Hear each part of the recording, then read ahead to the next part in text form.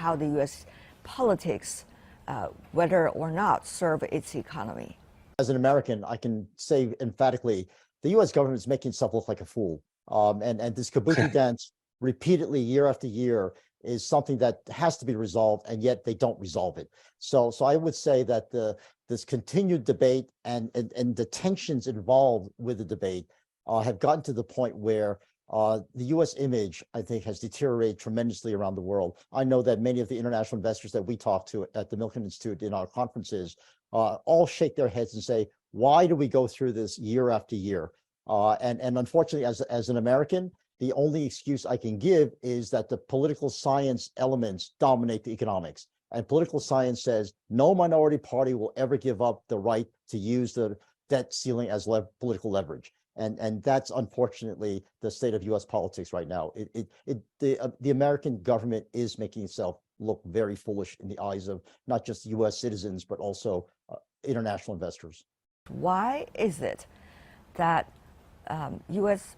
political logic are dominating the U.S. society today? The U.S. ideals of individualism and allowing people to achieve their potential has driven the United States all throughout the ages from the very beginning.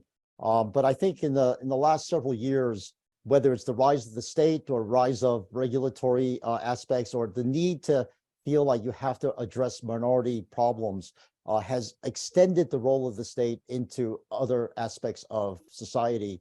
And I think that has started to show up in economic policy.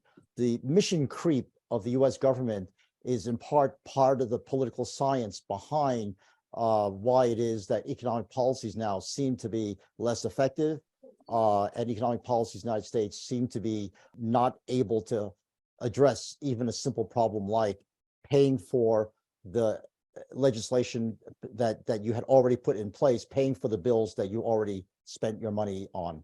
And I think that's a shameful part by both political parties. The Milken Institute is nonpartisan, so it's the Democrats and the Republicans that are equally guilty for having done this kabuki dance.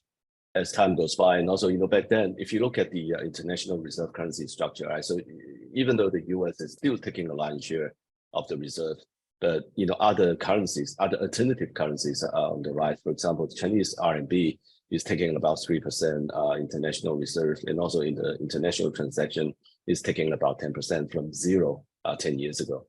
That is a huge advance for an alternative currency.